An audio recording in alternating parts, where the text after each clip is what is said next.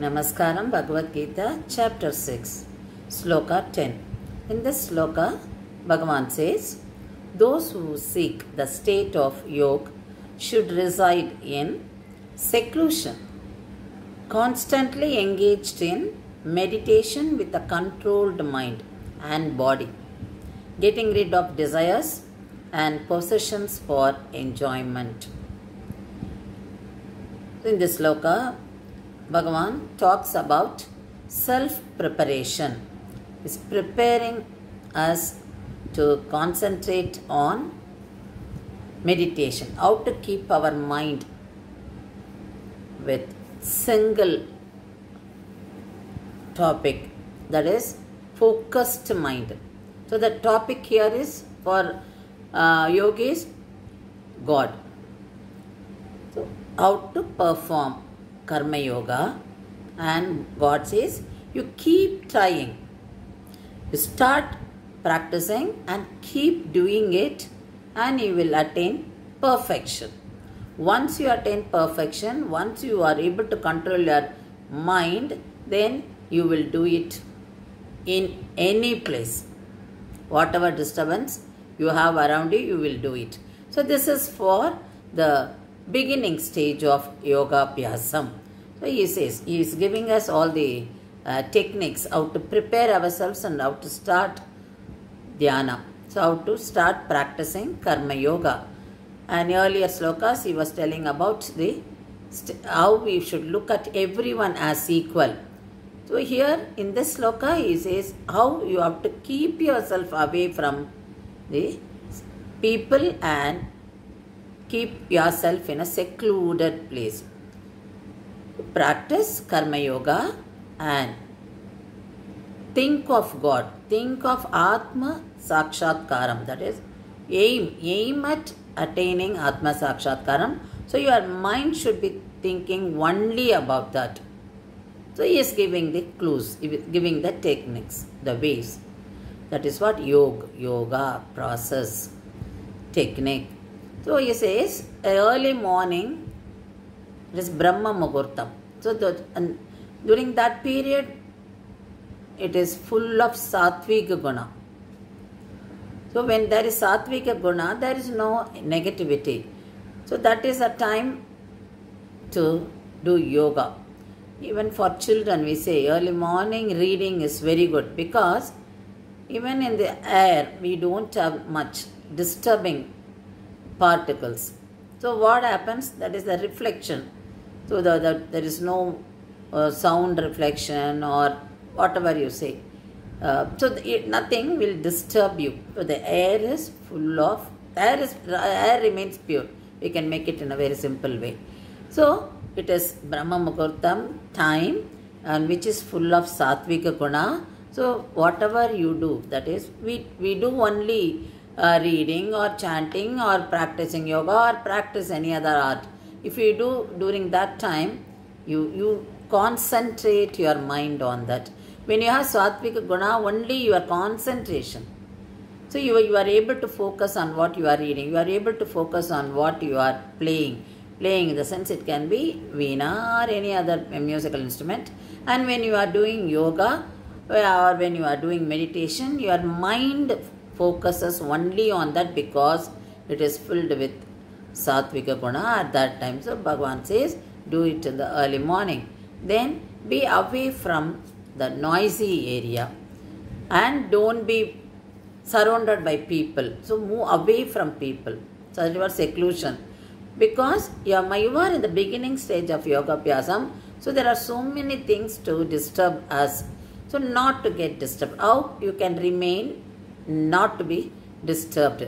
So keep yourself away from people and keep yourself away from noise, so you will not have any disturbance. So in today's world, we are all, we don't want to be inside the house. We say the government says you be alone, you remain inside the house, but we don't want. So now somehow we are forced to do that.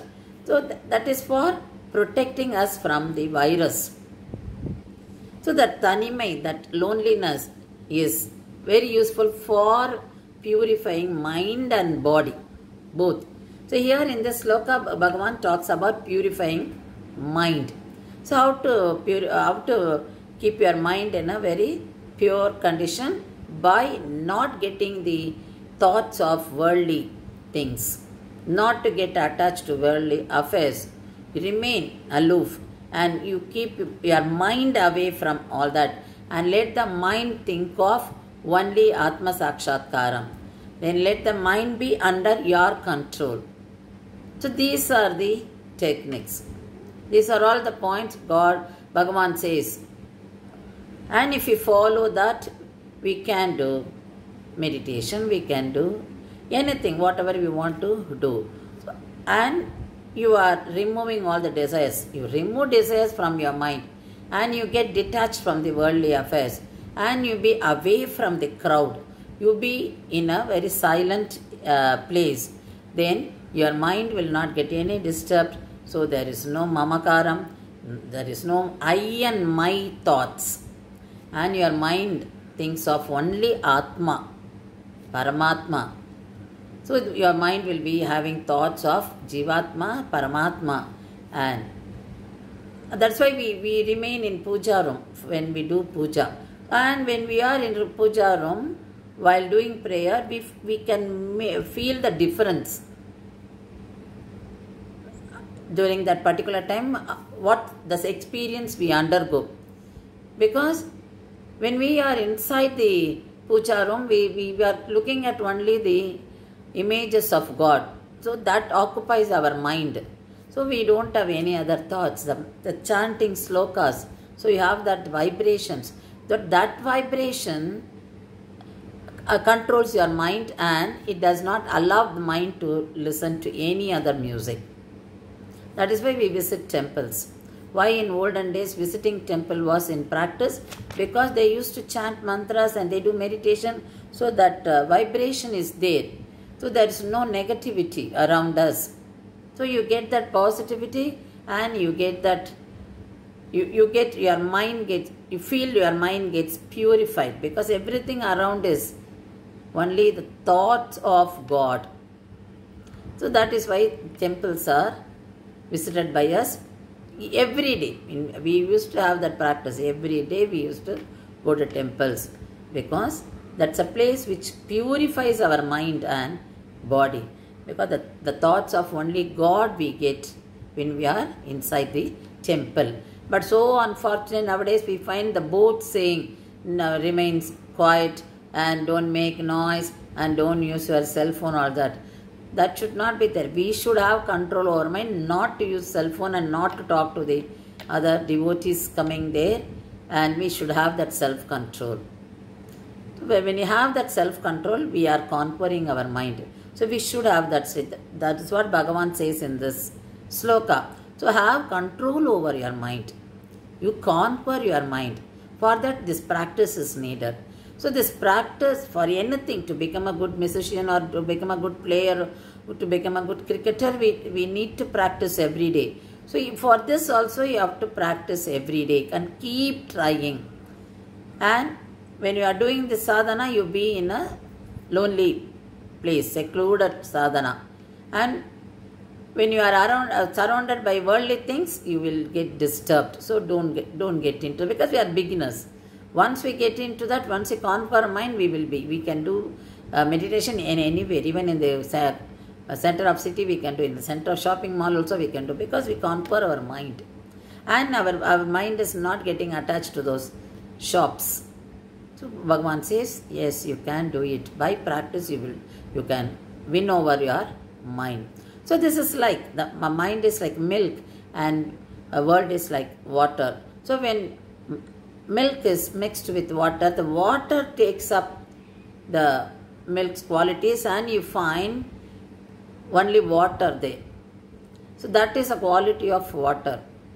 So that is what happens when our mind thinks of worldly things. We get drowned in that. So don't allow that. So isolate yourself. And today's isolation is not only to protect ourselves from the virus. We can very well make use of it by diverting our mind towards Anmigam, towards God, and read scriptures. This is a good opportunity for us to develop that. So isolate yourself and do sadhanas, purify your mind, so you can elevate yourself in the divine path and consciousness. You get into divine consciousness. So you get into Atmanyanam. So these are the steps. So even there was a fakir who was undergoing some pain and people had to give him treatment. He said, when I do prayers, you do anything, because I will not feel any pain or anything. So sannyasis, they are also like that. When they fully involve themselves in the thoughts of God. They are absorbed in God. So even anything happens, that's what they say, while I pray, you do anything.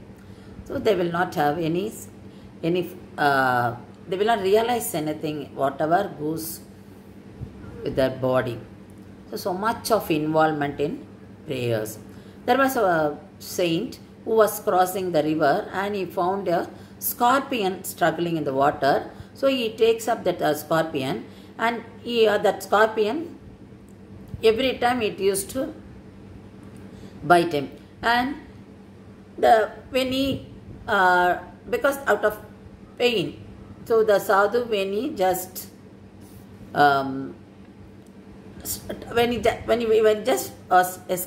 trying to relieve himself from the pain, what happens? The scorpion falls into the water. So this has been happening for nearly 3 times. So every time he picks it up, because sadhu was feeling that if it is allowed to be there, then it will be drowned. So that is why every time he is saving. The hunter was seeing this, and the hunter asked, the scorpion, every time it bites you, but you are again and again taking, why do you do that? Let it be in the water. Then he said, the sadhu said, see, the nature of fire that burns, the nature of water makes you wait, and nature of scorpion bites, and nature of me help others. So I cannot be seeing any creature suffering. If it is allowed to stay in the water for some more time, it will be drowned and it will lose its life. I don't want such things to happen. So even if it harms me, I will do that. So I don't want to, when scorpion is not changing his nature, why should I change my nature? I want to help.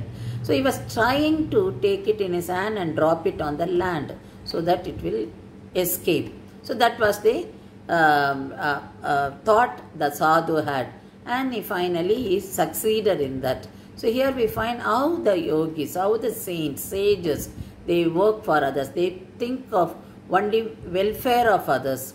They never do any harm. So Lord Krishna talks about this in all these slokas. How they look at everything, whether it has life or not. All the creatures created by Lord are well taken by the Karma Yogis, by the sadhus, by the sages, saints. Because they have such kind of guna, the sattvic guna, and their mind is to do only good things for others, so that God will. They always want God to be happy. So they do, because when the creatures created by Him should be alive, should be allowed to be alive.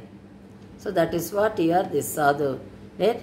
Then if you read Mahabharata, we find how Vitura was instructed by Duryodhana, but what did Vitura do? He went away from that place.